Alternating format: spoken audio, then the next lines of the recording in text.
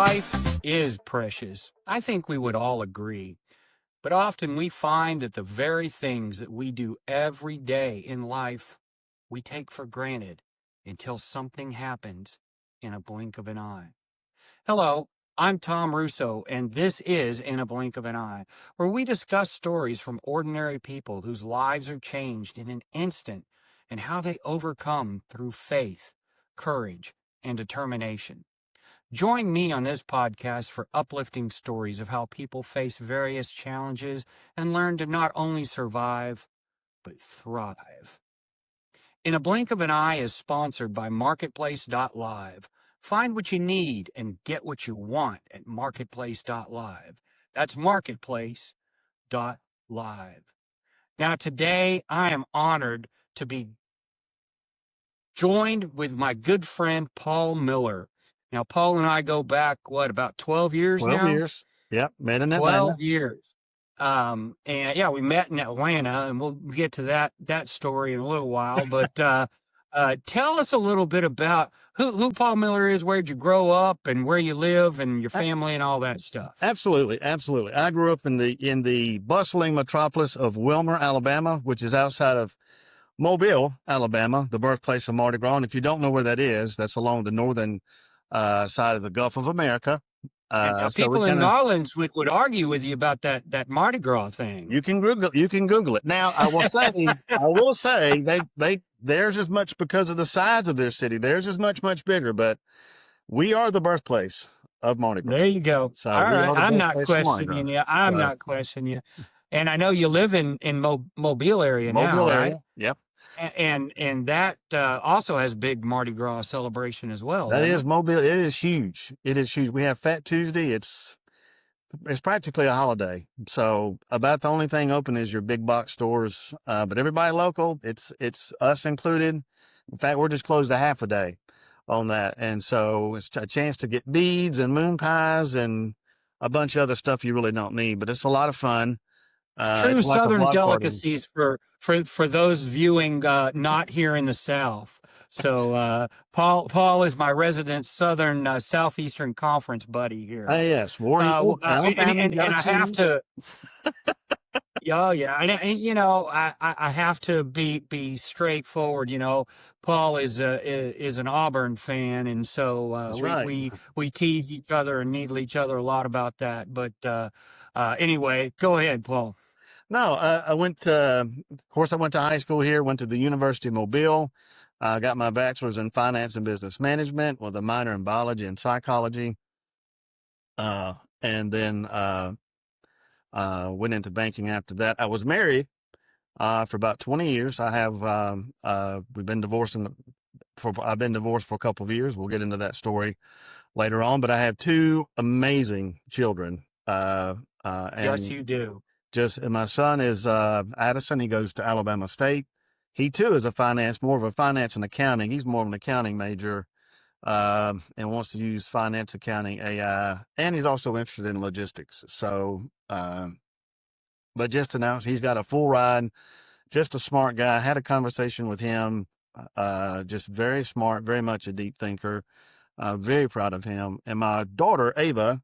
And my son, by the way, he's almost 19. He's a freshman in college. My daughter is 16. She's a junior at Davidson High School. She's in the JROTC program, which theirs is Navy-based. Yeah, theirs is Navy-based.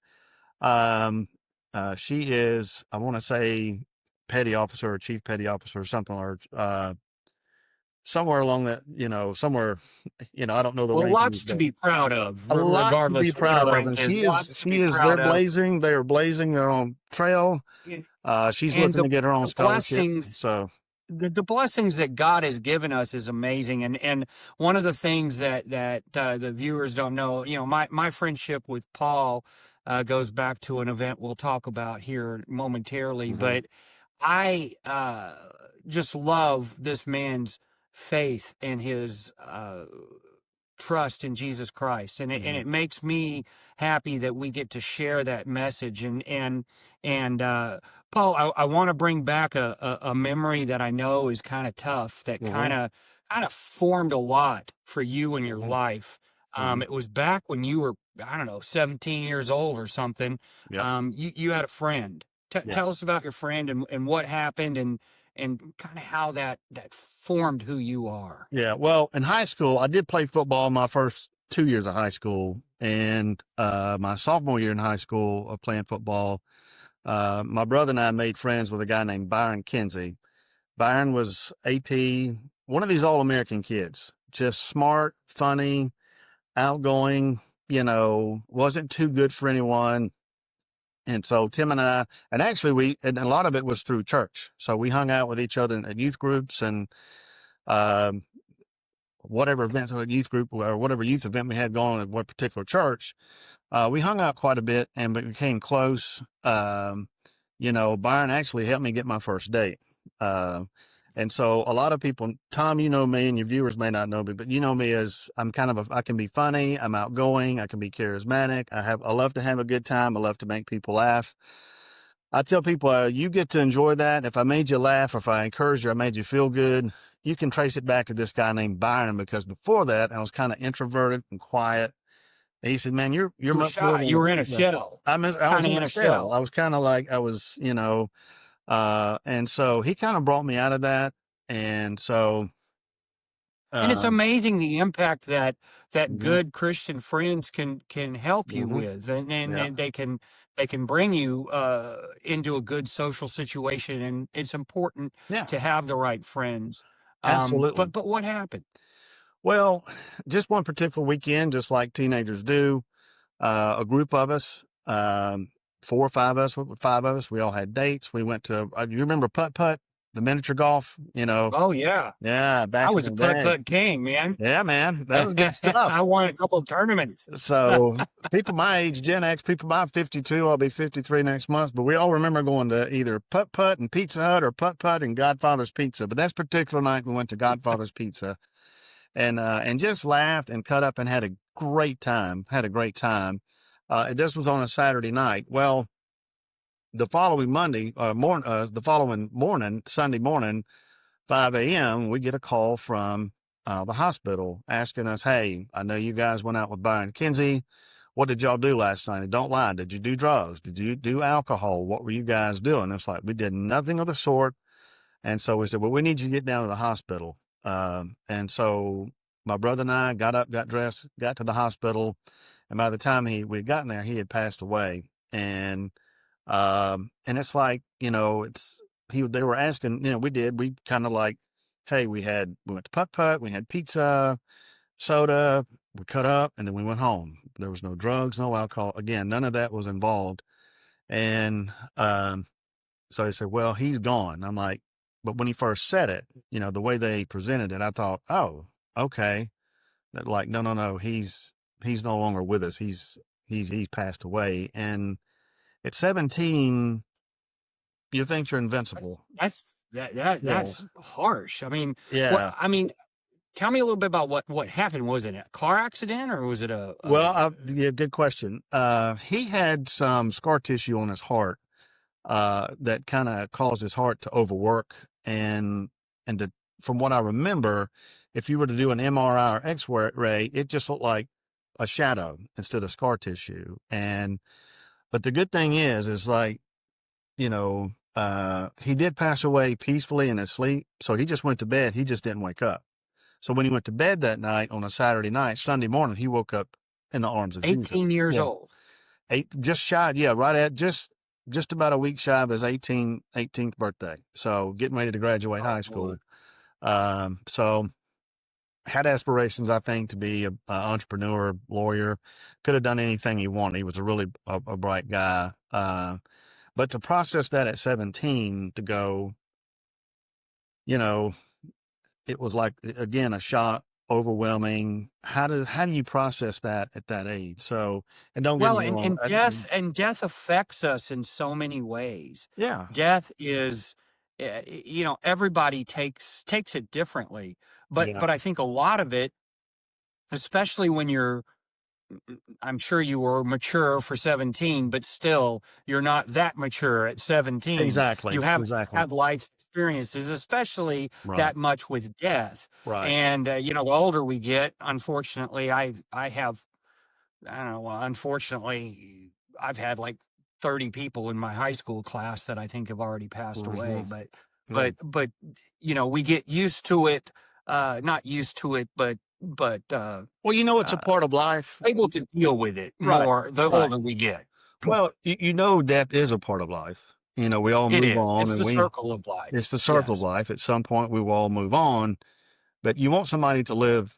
Our expectations is we want everyone to live a full life. And, with the events of last week with Charlie Kirk, unfortunately, his life being taken way too soon. But look at the impact he had. And I'm not saying Byron had that same impact, but he had a very profound impact on our high school after that happened. So I had moments And well, where, he obviously had a huge impact on you and yeah, your life and forming your personality and your person that you became. yeah, And I can only imagine, knowing you as I do now, that one of the ways to dig through that grief was through your faith, because yes. I can only imagine that was true. I'm speaking for you, but Oh, yeah. Well, I will tell you, and you will see when we're talking about, because I told you I had three things I wanted to share with you and your audience today. And I mean, this was the first, but the common thread, and we'll get into it, is I had him as a friend, but also had church friends. I had family. I right. can't stress this enough. Try to surround yourself with people that will love and support you, and will take care of you, um, and encourage you. People that will just sit there and just let you cry on their shoulder. And I would say this, if you have an opportunity, be that for someone else. So that Amen. Amen. when that happens, you understand it's Well, life is God bless you for beautiful. saying that, because Yeah. that's a big part of the reason why I chose, out of the blue, to do this podcast. Right. Was I was given a curveball in life, Right. with my sight, and rather than wallow in misery, I wanted to share the good news that Right. there is a tomorrow, and tomorrow is better than today, and we will overcome. Right. And the end is the reward. Right. And Right. we're working towards it, but don't give up, and Right. always be courageous. And you've epitomized that, obviously, through the death of a friend, because that's very, very traumatic. I know I didn't have a super, super close friend die when I was young, but we had a string of suicides at my high school, with several Mhm. people that I knew when Right. I was a senior. And like you said, it impacted the whole school. Right. And many kids went kind of off the deep end. And if you didn't have that foundation in Christ, I think that Right. caused it. Right. I mean, You that's had something to fall back on. absolutely. And that's where you put your hope and your faith. Now, I know that sounds empty, but I'm telling you, until you go through something, like this, that's Oh, very not at personal to all. you, Yeah. and it becomes, you see those moments when God becomes God to you, when he puts his arms around you, when Jesus literally sits next to you and just cries with you. When Jesus, he I is sitting there going, Amen. my son, I know you are hurting, but you're not alone. And so Right. I've had thousands of those moments in life. So, so Well, and as that formed you into the man that you have become, I know you went on building your career, going to mhm, college. You told us about that, and then yeah, getting into your career. Our paths crossed about 12 years ago. yes, We both worked for the same company, yep, that will remain nameless, but we actually met at a that we met at a corporate event in Atlanta, yeah, Georgia, sales training. at a sales training, and you and I had uh, a very unique experience, let's Yeah, say, at this company. We worked in an incredibly hostile environment, Yes. Yes. and you unfortunately were let go almost what, a couple of weeks after I got there. We met in May. Don't ask me how I Yeah. remember these. We met in May. It was sales training. I didn't realize part of our sales training was to escape a straitjacket. So, Oh yeah, that was one of my things that I had to endure. That's another in a blink of an eye yeah, segment for me that's to another share story one. for another time. But, But but it's amazing. Like you run, and to give a little background on my career, I went to the University of Mobile, but as I was in college, I had my own little business. I had a used car lot. I had my own little. I don't get the whole story, but I had Paul's Auto Sales, and so I did that, and that led to meeting it's someone good you who. didn't name it George's I know. or Bill's. Bells, why would I name it? Yeah, Auburn used car. Anyway, uh, the Aggies gig 'em. I did gig 'em. There So, you go. so, uh, but I did that. And then I worked for a mortgage broker, which led to, a bank, which led to software sales. But, in that course, it wasn't like, now we'll get to the story about me, losing my job where we worked together, but losing the job in and of itself wasn't uncommon because I worked for uh, I had my own business and went to work for the bank and then switched banks. And the bank that I left bought the bank where I went, and that eliminated my position. But soon afterwards, soon afterwards, I got a job with a software company, and I was there 4 years. But that was the one. It was December 3rd. Addison was 2. Ava wasn't born yet. Ava was going to be born 2 months, and then like 2 months prior to her birth, I got let go from that job, not knowing what I was going to do, where I was going to go, what I was going to do. But thank goodness I had a severance and bonus, and they were really good to me. It was just bad economy. I Right. didn't wrong. They were very fair to me, but I didn't have to work the next year. However, I looked for a job, and in '09 it was kind of tough to find. So I cut grass. I You cleaned did up what you had forklift. to do. I did what I had to do to get through Right. that. And I want to share a little story. Back when I was doing well and making money, I felt like, and I'm not saying God audibly got in my ear, but I felt led. I knew a friend of mine was struggling. He had 3 kids. He just started teaching. His wife was trying to find a job. They're doing extremely well now, but at the time they were struggling. So I felt like I needed to put a few $100 in an envelope and put in their mailbox. And Tom, I felt like a criminal because I was like making sure I was putting money in somebody's mailbox and Right. felt like I was doing something wrong. But anyway, I put it in there. And he didn't know. I didn't advertise it. I'm just sharing this story now. But did you know? I will tell you, and I'm not making this up. I'm not saying this is how it's going to work for everybody, but here's how it worked for me.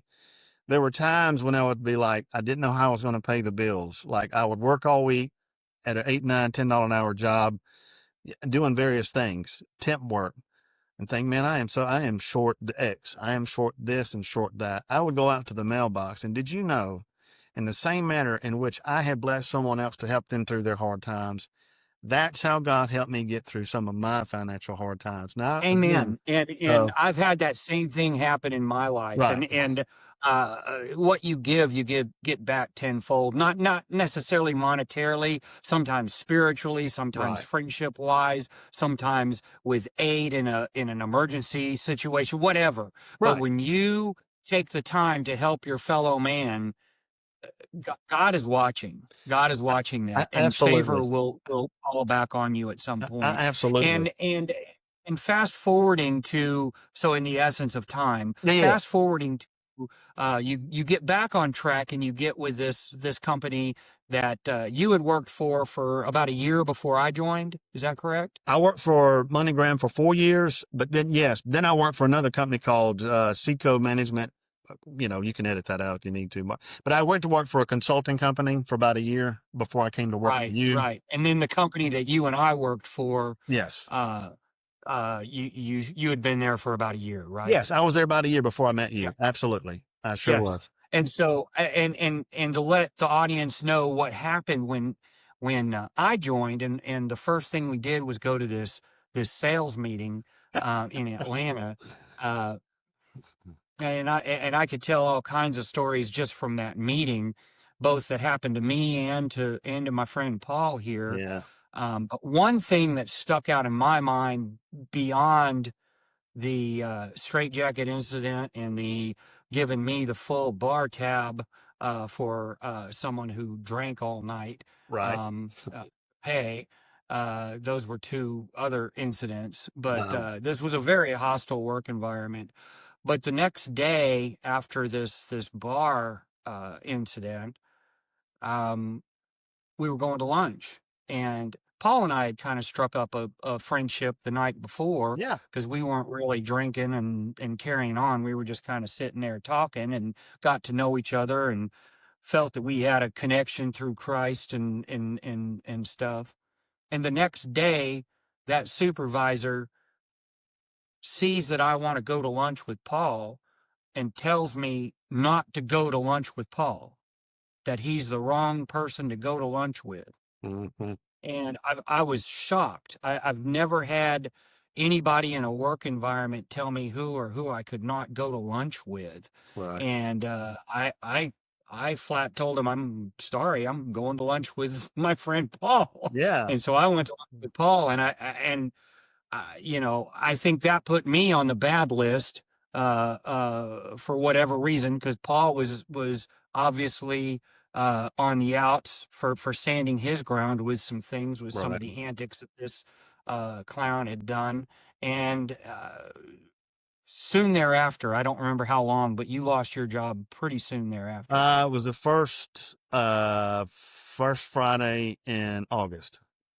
So 'Cause they put within a me on a matter of PIP months. within a matter of months. They put me on a PIP, and as you recall, I met all the requirements Oh yeah, that yeah. they Well, they did the wanted, same to me, you and know. I met the requirements, and it didn't matter because that same person was angry that I had been friends with you and stayed friends with you, and other situations, and uh, be that as it may, it caught you off guard when you were let go, Right. because it was a good position from a pay standpoint, from a family Benefits, yeah, support great. Travel, standpoint, yeah. great benefits, and so it was a shock. Mhm. That was another blink of an eye for you. It was. You were unemployed now. But, the thing if you recall what it did to me is it really damaged my self-confidence.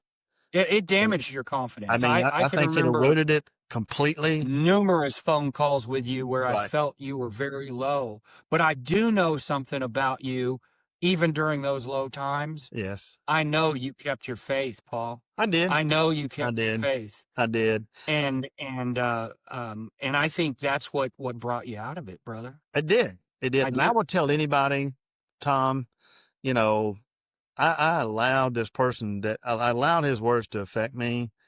And the lesson I learned from this is, I will, from then on, I didn't allow any employer to talk down to me. I didn't allow, this person would pick up the phone and call you and say your disappointment and just hang up. Yes. Talk about leadership 101, right? Oh, So, I just yeah, a little sarcasm. you and I have traded so many stories about that Yeah. particular individual and how we were treated. Yeah. I mean, Yeah. I he mean, he told me that I was going to get in trouble if I went to go home to see my mom who was dying of cancer before she died. yep. If you remember I that, do he remember told that. me that I couldn't go, and Yeah. I said, "I'm going. I'm sorry." Yeah. I mean, I've Yeah. just never seen anybody, but regardless, I know exactly what you mean. Oh yeah. It eroded, but it also, and we'll get to where my current job, uh, but it allowed me to realize, like, when I am in a position, when God puts me in a position to be a steward of others and to lead others, to be mindful of my words, my actions, my attitude, my behavior, my tone, in which I speak to people. And, it was like, you know, he no longer, and then I remember And speaking of another, we didn't, but the guy at Seco, he was a good mentor friend of mine, Joe Waits. He passed away, but he had sent me something. I still have it on a thumb drive, which talks about forgiveness. And the thing that I learned with working with this individual is, as bad as he spoke to us, as bad as this person treated us, we still have to forgive. God Well, we loves do, God, and and he it's was so hurting too. exactly He was hurting hurting people, too, hurt people, and hurting people, hurt people. Yeah, he lashed out at others because of the pain that he had, and right. I don't think he had the joy of Christ in his heart. But Not at all. I know it sounds strange, but I do pray for that individual every day. Right, I do, right. and it's part of my healing in that process as well. Andy I Andrews think you're said, right. uh, Andy Andrews said something that was profound to me. He said that forgiveness is about the past, trust is about the future. The good thing is, I never have to trust this person. I never have to be his friend. I am required to love and to pray for him. And one day I found myself praying for him that God would keep his hand on this person and to bless them. Because up until then, because I carried that pain, as you know, for a long time. I carried that resentment, as you know, for a long time. He led me to believe that I was the worst salesperson ever. Like Right. I shouldn't, I need to find something else, which is, Oh, I thought I was. Wait, no, yeah, there's. yeah. Yeah. Remember, there was somebody before us. Remember Oh, I know. Greg, Our buddy God rest his Craig. soul. Yeah, Yeah, God rest his soul he went too. through the So, same thing. Yes. this was a guy that Wow. always had to have a target, and it was his insecurity, not ours. And I had to learn Yes. to work through that. And again, Tom, I was surrounded by people that loved and supported me. I've been part of a men's group now for 16 years. We have met. There's four of us that are left that are original, and others have come and gone in that group. But there's, so um, that have just loved me, supported me, helped me get side That's jobs, whether great. it be cutting grass, moving furniture, working on a road crew, laying asphalt. I mean, you name it.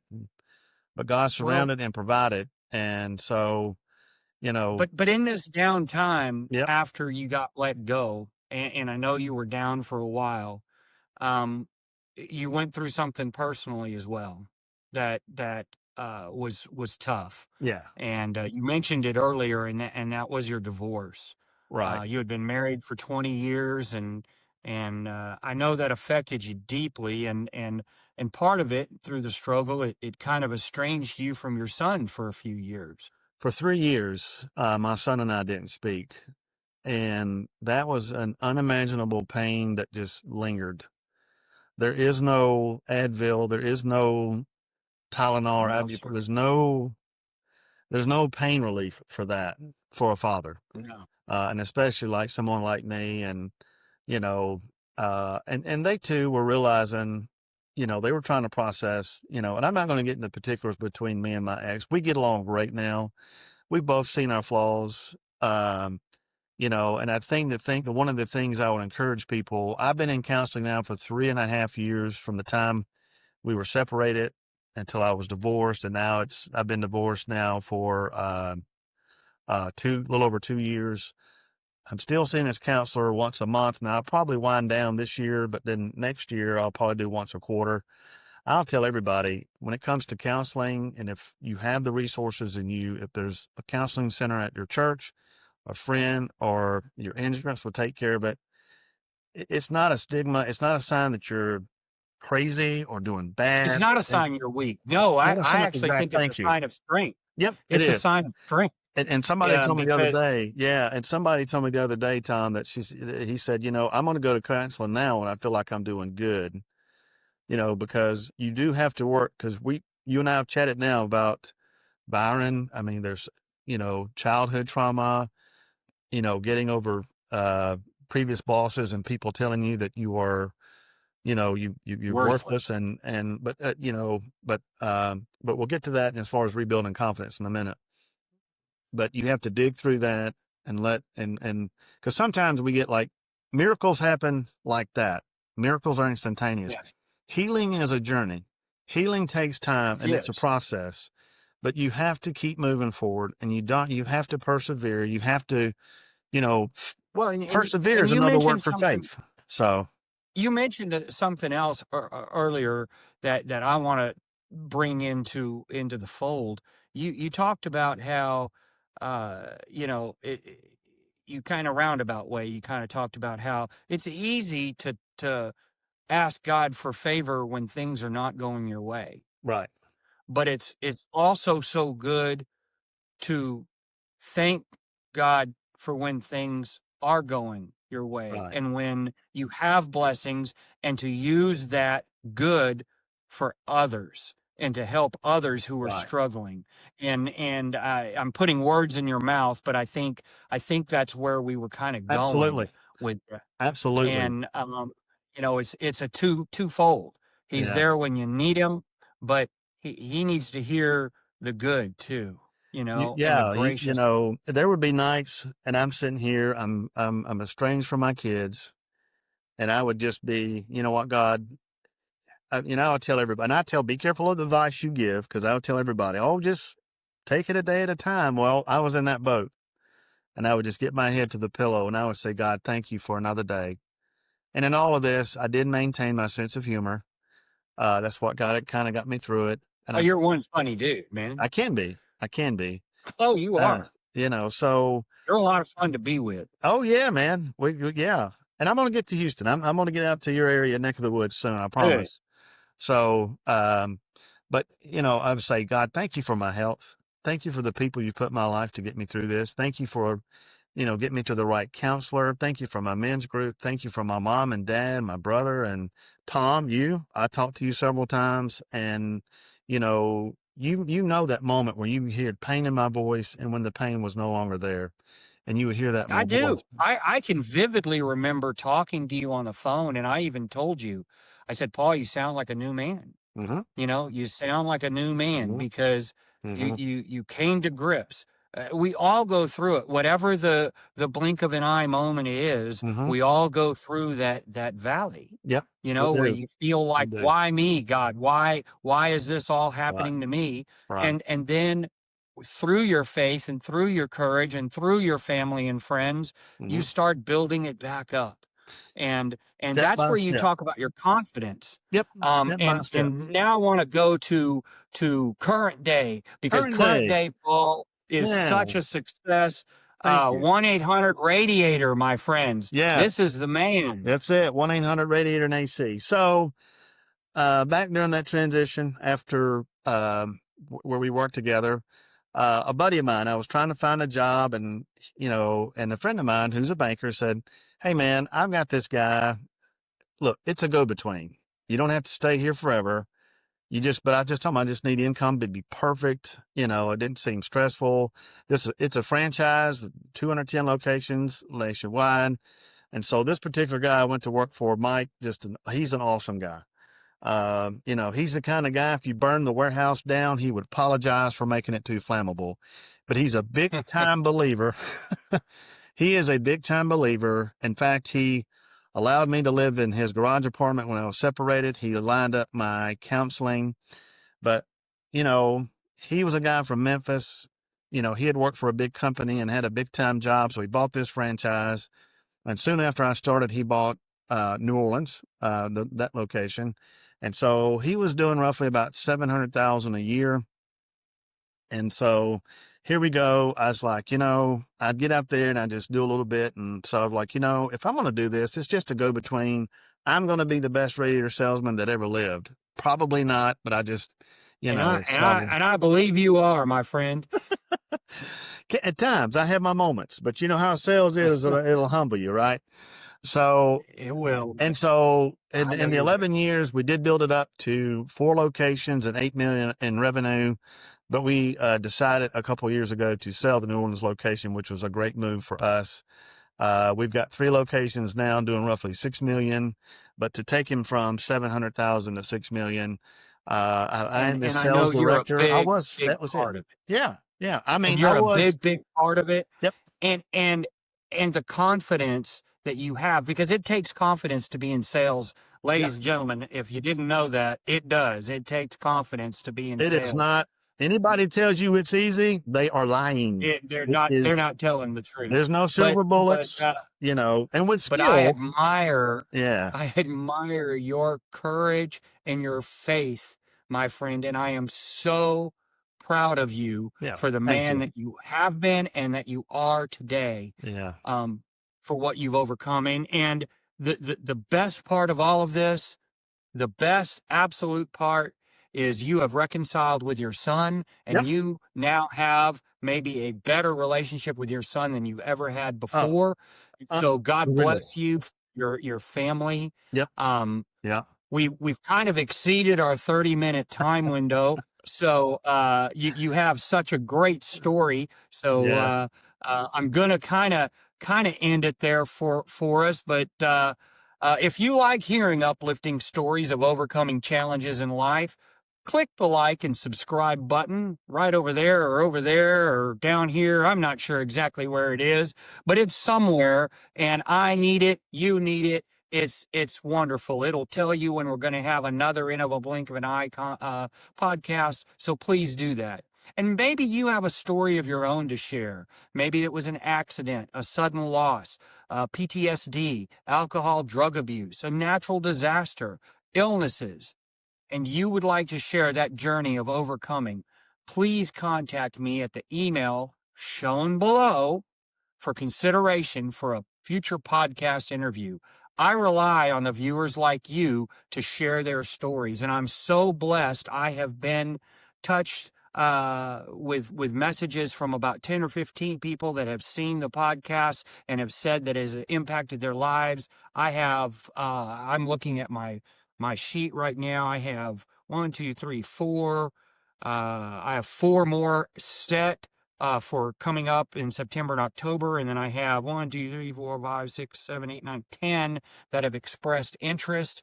And I always have room and time for more, but I rely on viewers like you to share their stories. Thanks again to Marketplace.live for their continued sponsorship to bring these great stories to all of us. Marketplace.live, find what you want and get what you need. And I want to thank everyone out there, especially my family, our military veterans and first responders who put their lives on the line every day. And we can't forget our teachers and medical professionals who all make the world better one person at a time. But most of all, thank God for all the blessings in our world. There's a lot of crazy things going on in the world right now, but don't lose focus that there are great people and great things that are happening. We just need to make sure that we concentrate on those positive things every single day. Until next time, my friends, Carpe Diem, seize the day.